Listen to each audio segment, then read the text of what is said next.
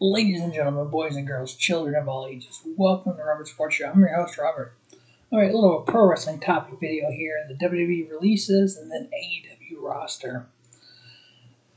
I know Friday night during SmackDown there was 14 announcement of releases there. I know through all this we've looked at these releases when WWE releases people, and the first thing that everyone says is they're going to go to AEW. If you look at these latest releases, they're all from the NXT roster because supposedly they're wanting to redo NXT.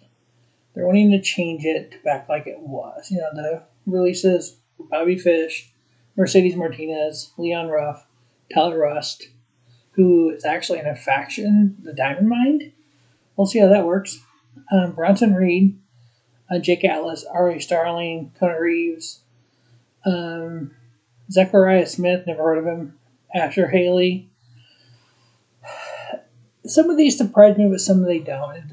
If the goal is for NXT to get younger, bigger, younger, and build to main event WrestleMania, which is supposedly what Vince has said, some of these people make sense. I've been a wrestling fan for a long time, since 1995. Bobby Fish is not a main event WrestleMania kind of guy. If our goal is to create main event stars, okay, fine. Under the age of 30, some of these guys are pretty older.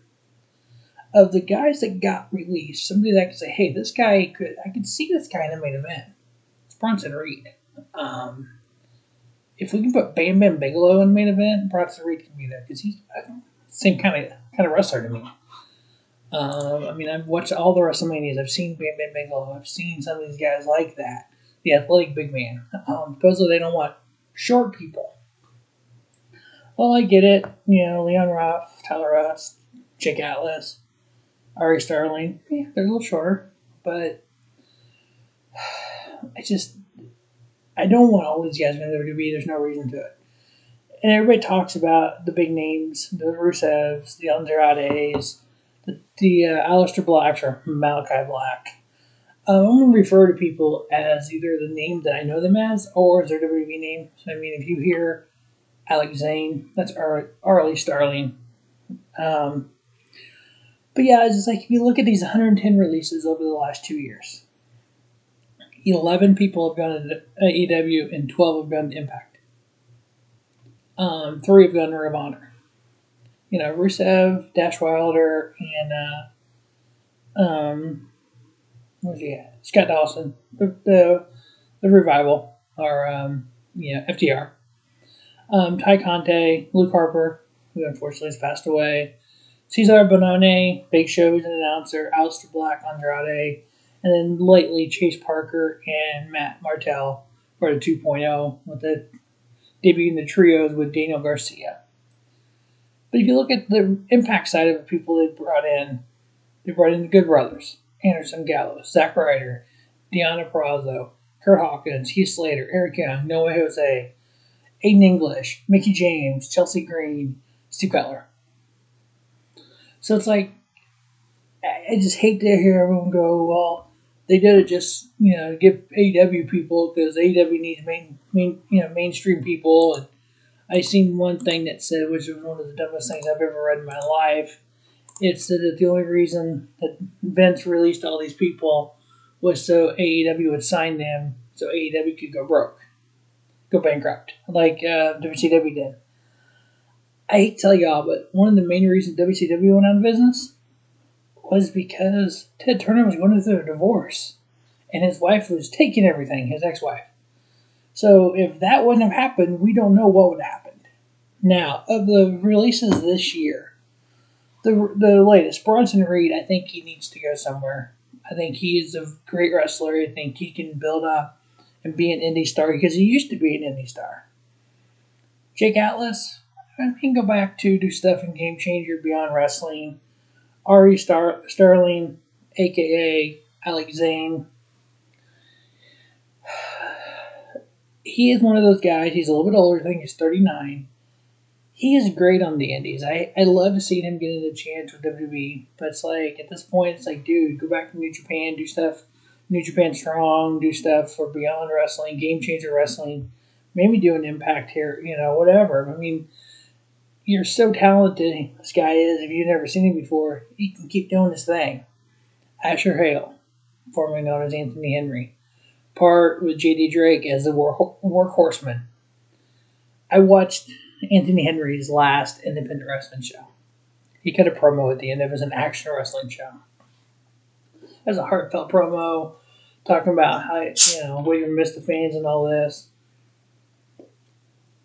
Literally earlier this year. So it's like, what the hell is WWE doing here? Bray Wyatt, obviously, he's going to go somewhere. Skylar Story, her name is Brandy Lauren in independent wrestling. She's talented, but still really green. Mercedes Martinez and Ruby Riott, two veteran women's wrestlers that they got rid of. It's like WWE will have all these people, then they won't use them, then they'll cut them. Same way with like the Iconics. The Iconics need to go to Impact. That'd be the perfect spot for them to go because they have the knockout tag team titles. If you look at the WWE roster, if you look at the Raw roster, Drew Gulak, he's on main event, that's all he ever does. Elias, he needs to go. He can go away. Jackson Riker, yeah, useless. Jinder Mahal. You release Buddy Murphy, Aleister Black, Andrade, Bronson Reed, Bray Wyatt, and Jinder Mahal still has a job. But now, just because WWE released these wrestlers now, doesn't mean a year from now they don't re-sign them. 6 months from now they don't re-sign them, and they become main event stars. Drew McIntyre. WWE released Drew McIntyre. Drew McIntyre became Drew Galloway, who became Impact Wrestling World Heavyweight Champion. He was all over the Indies as world champion. Then he came back, and he is a main event star for WWE. And that's the thing a lot of these guys can do. They can do like he did. He went and he's being see here. He was an Evolve World Champion. He was an Evolve Tag Team Champion. That might have been prior to, 2016. So that was after the fact, which Johnny Gargano, by the way. Impact World Champion. He was, obviously, the WWE stuff. But yes, he's won multiple world championships outside of WWE. He was an Insane Wrestling World Champion, 2-time World Champion. So it's like he did a bunch of stuff, kind of did his gimmick, and came back, and now he's a world champion, or has been a world champion. You got Lindsay Dorado. He's not doing much. Shows up a little bit on Main Event. I do watch Main Event, by the way. You see who else they don't really use. There's the Shanky and Veer hanging out with freaking Jinder. Really, what do those guys have jobs for? What really gets me is, let's see here. I'm just looking through the roster right now. They re-signed Shane Thorne very secretively. He was actually one half of TM61 in NXT about 2 or 3 years ago. Who was his tag partner? Oh, he was Slapjack. So they changed his name back to Shane Thorne when Retribution broke up. That's right. I remember that. Okay. That makes more sense. Like when they bring him back. If you look at they cut all these cuts on the NXT roster. Let's look at NXT UK roster that hasn't been touched. You supposedly don't like short guys, so Ilya Dragunov. When you put on some of your best matches of 2021, he is 5'10", 27 years old, so he's under 30, but he's short. Obviously, you're gonna love Walter because he's a big guy. Tyler Bate, your first ever NXT UK champion. He is 5'7", 175. He is 24, so he's still young. Rumor has it Pete Dunne's deal's almost up. So what happens there? You just brought in Miko Satomura, and she is your NXT Women's Champion. She is 41 years old, so she's over the age of 30, and she's in developmental. Does that mean she's getting cut soon? You brought in Tyler Valkyrie, currently known as Frankie Monet. How old is Frankie Monet? She is 37. She may be on the chopping block. So it's like, you see this stuff where Vince McMahon, Pritchard, And Laura and I are the ones that did all the firings. It's like they're firing people from NXT to punish Tripp because NXT lost the war to AEW. What made NXT great in its day was because it was, at the time, it was different than WWE. It was more the wrestling part of WWE. The NXT guys put on a show, and gals put on takeovers. They were second to none. It was more the indie meets WWE kind of show.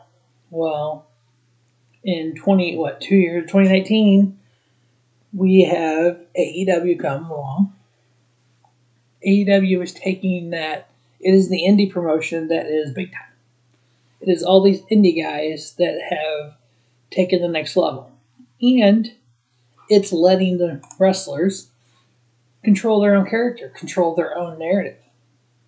So that, obviously, people like Rusev, people like Cody, former WWE guys who are Miro in AEW, where in WWE you had to follow a certain way, it had to be everything done a certain way. Here it's like, okay, you create your character, you control your character, you get your character over, but here's some ways to do it. We'll give you, it's like a elite indie promotion.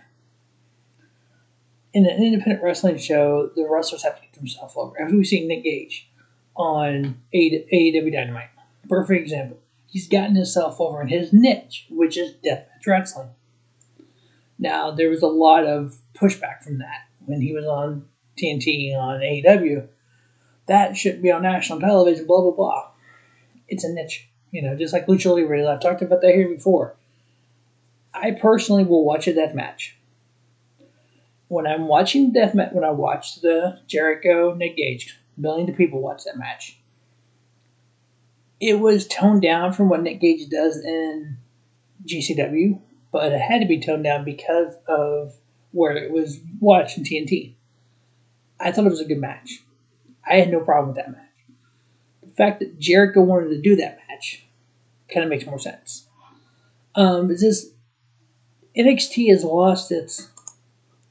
If your goal is, when NXT first got on to USA, it was the third brand. They talked about that. But now they're talking more of it as about developmental. Which is it? You have to know your identity first.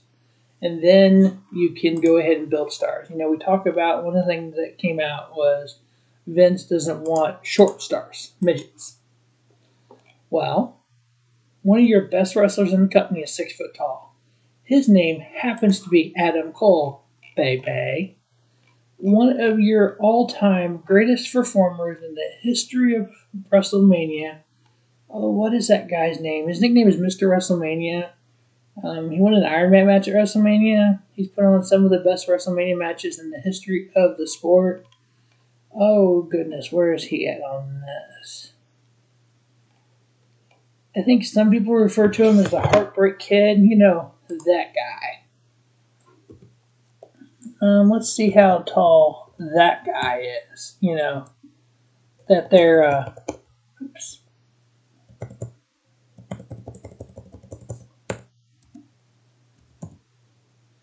Yeah, the Heartbreak Kid, Shawn Michaels guy. We all know that guy. Mr. WrestleMania is only 6'1". So in a relevant term of pro wrestling, he's a little guy. Obviously, Taker's 6'6", 6'7". Oh, there's Shawn. Okay. So it's like we look at some of the greats of the greats. Ricky Dragon Steamboat. Would you call him a main event kind of guy? I would. He's one of the best wrestlers in WrestleMania history. He's 5'10". We know Daniel Bryan is... how tall is Daniel? Or Bryan Danielson. He's not the biggest guy in the world, but you know what? He got over because the fans got him over. The fans got him over because he was who he was. He was Daniel Bryan Danielson. He was 5'10". So, yeah. Main event. He did main event at WrestleMania. He won a world title at WrestleMania. I was there. WrestleMania 30. It's almost like Vince was forced to put him over because the crowd wanted it so bad. But there's other times where the crowd wants it. Braun Strowman, when he was hot against Roman Reigns, they wouldn't pull the trigger on it. It's like Vince will not get out of his own way. Look at SmackDown this past week. The show starts with an advertisement of a SmackDown Women's title match. Zelina Vega versus Bianca Belair. And within an hour, that was all changed to a number one contenders match or whatever it was called. It's like, seriously? You just told us you're giving us the world title match? Now you're not. So, when Vince releases these people, I just take it with a grain of salt. Now, as you get to AEW, should these people go to AEW? No. Buddy Murphy, Bronson Reed, Bray Wyatt, maybe Anthony Henry, that's it. Beyond what they've already done, which I'm good with what they've already done. Except Chase Parker and Matt Martell, I could go either way on that one. That's like whatever. If you look at the AEW roster, they use everyone. It's amazing. Anthony Ogogo is the only one they're really not doing much with right now. You got, Bear Country, good tag team. You got the Butcher and the Blade. The Butcher's hurt right now. You got FTR. You got Chavo that's with Andrade. You got Daniels who's backstage, hasn't been doing much lately. You bring in such an uber talented guy like Wheeler Yuta. You put him with best friends. That's awesome in itself, You got Hangman doing what he's doing. You got Mox and Eddie Kingston running together. Which I'd almost love to see Nick Gage get involved with that as well, because that was what they were in CZW. That was Murder, Death, Kill Squad. You got MJF beat MJF, which, like I've said before on here, I've been an MJF fan since before AEW. I'm going to continue being an MJF fan because he is freaking awesome. Just everybody on this roster, I can almost see the last time this person was a match here, this person was a match here, You got one of the best heel women, Dr. Britt Baker, DMD. Now, we all know the rumors. I hate dirt sheets. I was listening to something, where did I see this at? I either heard it or read it. Oh, I know. I heard it on the Busted Open podcast, on the little twit that was on Twitter. Mark Henry, Tommy Dreamer, Bully Ray, and Dale LaGreca. That dirt sheets make the same amount of money in a month that an independent wrestler makes in a week. Just to give out news. Just to spoil shit. I hate dirt sheets. I hate spoilers completely. I will try to avoid them as best I can. Sometimes you can't. When we look back at the NWO, I listened to 83 Weeks podcast by Eric Bischoff. But the NWO, he told no one his idea. Because he didn't want it to get out. He even knew then that there were certain wrestlers that talked to dirt sheets. But you didn't know who they were. Just like with CM Punk and Bryan Danielson possibility coming into AEW. Right now, with the roster that Tony Khan has put together, if you add a CM Punk, you add a Daniel Bryan, I'm even saying Adam Cole, baby, Buddy Murphy, Bronson Reed, be done. Maybe your women's division a little bit, but you have AEW Dark Elevation. You can put some of your lower level talent on that show. You can put I hate to call people lower level talent, but you could put, Serpentico, Luther, even a Warlow. You could have those kind of wrestlers, Nick Camarado. Those kind of guys you can have wrestling on Elevation against an indie star like a Sherry Lamar or Lee Moriarty. Hello, people, wrestling people. If you don't know this dude, look him up. Lee Moriarty. He is uber talented. He is, to me, one of the most talented guys on the indies right now. He deserves a break. Max Caster, even Private Party to a point, they can elevate teams. You put these guys on Dark Elevation or Dark, They worked their way to Dynamite and Rampage.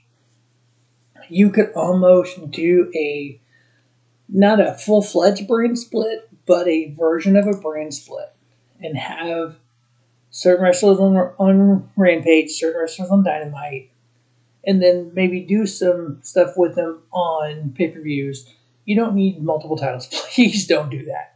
Add a trios title, I'm cool with that. Other than that, leave titles alone. But, yeah, I mean, that's what I would like to see happen. Some of these other guys that got released, go to an indie show. Go to Game Changer. Go to Beyond Wrestling.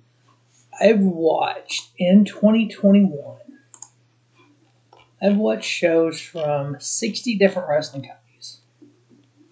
AEW, WWE, New Japan, NXT, Impact, Game Changer, Ring of Honor, Pro Wrestling Australia, Black Label, Beyond Wrestling, World Wrestling Network, WWN, which is like FIP, and used to be Evolve, and American Combat Wrestling, ACW, Progress, AAW, All American Wrestling, Championship Wrestling from Hollywood, NWA, Northeast Wrestling, Reality of Wrestling, which is Booker T's company, ICW No Holds Barred, Pro Wrestling Noah, No Peace Underground, MLW Major League Wrestling, PWX, New South Pro Wrestling, Ohio Wrestling Alliance, Revolution Rev Pro out of the UK, Pro Wrestling Magic, JCW, which is Jersey Championship Wrestling, which is a kind of like the developmental almost, or kind of a sister company to Game Changer. Action Wrestling, WXW out of Germany. I mean, there's so many different. Glory Pro, which is a lot of shows in St. Louis. OVW, Ohio Valley Wrestling. VXS, Warrior Wrestling. They put on some great shows. So yeah, there's thousands of independent wrestling companies around the world. These guys can go to and build up and move around and go to different shows. But yeah, so we kind of wanted to talk about the releases, which we did. How, like everyone's saying, AEW has not signed everyone. Impact has signed a ton of them. AEW signed select a few, which I can see would see going forward that Tony Khan is going to do that. The wrestling business right now in 2021, I think you have the most access to shows. I mean, there's Fight TV, there's Independent Wrestling TV, which is a ton of wrestling because I watch it all. Even Peacock, you got Progress, you got WXW out of Germany, you got ICW. You have all kinds of wrestling there. I mean, YouTube, you can find a lot of these shows on YouTube. So I think going into 2022, I think AEW is growing. I think WWE will continue being what it is, regardless of how they change NXT, where all this ends. I know there's talking about selling WWE. They've been talking about that for years. They sold the network. Maybe that's step one. It's $1 billion, though.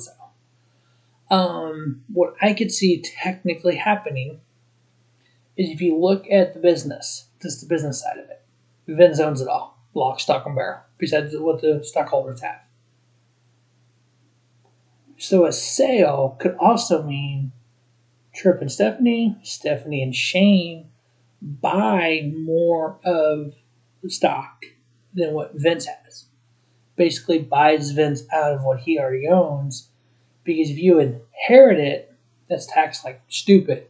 If you look at some of the like NFL franchises, when owners pass away, they end up getting sold because the family can't pay the inheritance tax.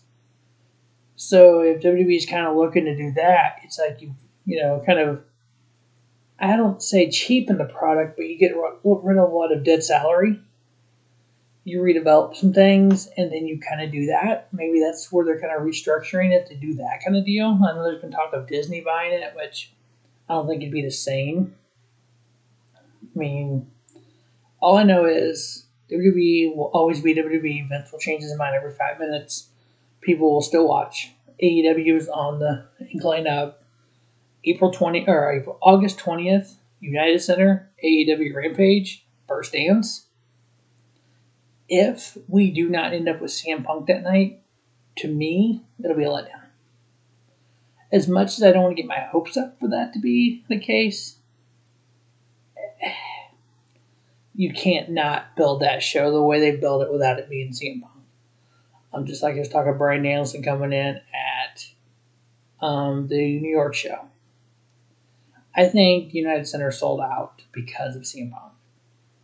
It would have done probably 10 to 12,000 because AEW is that big, but I think anything beyond that is the hope. People want to be there when Punk returns.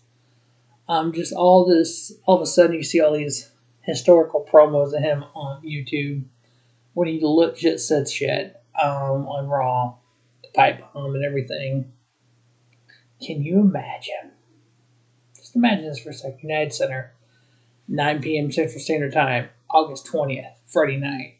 SmackDown is, if it goes over at all, or just literally SmackDown just went off. Rampage hits. Welcome to Rampage. Call of Personality hits.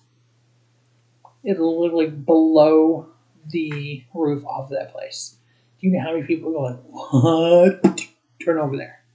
I'm going to do everything I can to watch live, but it's like, I think if you hit Punk's music 8:58, if Tony Khan could get TNT to go live at 8:55 and hit Punk at that time, do what Eric Bischoff did. Do not stupid, but do stuff like that. I mean, could you imagine Punk walking out with Bryan Danielson? I mean, Adam Cole would be a stretch because his contract is technically up SummerSlam weekend. That's Friday night.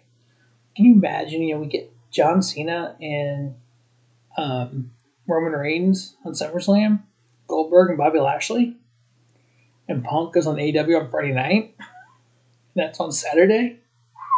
I mean, WWE, if any of this is they're saying about Vince is true, that they're wanting under 30, 6 foot tall, or 6'2" and above, kind of the prototypical WWE, like a Randy Orton kind of guy. And you have Punk and Bryan Danielson show up on AEW. And you bring back Goldberg, and you're bringing back John Cena, and Edge has been back. And all these really old guys that don't need to be there. It's like, what? I don't know. We'll see what happens. We'll see where this all ends up. It may end up fine. It may end up NXT becomes NXT again like it used to be. All I know is AEW, I'm a fan of all pro wrestling. I'm a fan of WWE, NXT, AEW, New Japan, all of it. I watch anything. Way too much. In the last 3 years, so 2019, 2020, 2021, I watched 14,000 matches among like 70 wrestling companies. Some of those companies are no longer in business, but hey, 14,000 wrestling matches. I've got them all rated, star rating from 0 to 5 on spreadsheets. Fun times. It's exciting. It's a great time to be a pro wrestling fan. AEW Dynamite, you tune in, you don't know what's going to happen. It feels like the Attitude Era. It feels like a Nitro or a Raw when the unexpected is going to happen.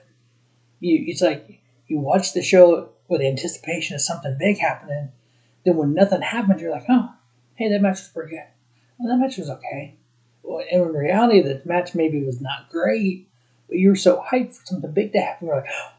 But we watch a Raw expecting trash. When we get trash, we're like, yeah, that was trash. So it's like they need to turn Raw into that must-see TV that, hey, I have to watch Monday Night Raw Monday night to know what's going on. Build that long-term storyline because you missed a piece of it. What happened? What did I miss? AEW, you can miss a little pieces in there, but you're like, what did I miss? I have to go find this. So that's going to wrap up this little topic about WWE releases, AEW roster. I went in a little bit more about AEW as well. August 20th, we get Punk, hopefully. Definitely check that out. As always, thanks for watching the Robert Sports Show. Don't just have a great day. Have a spiffy day. Robert Sports Show, your YouTube leader in sports show content.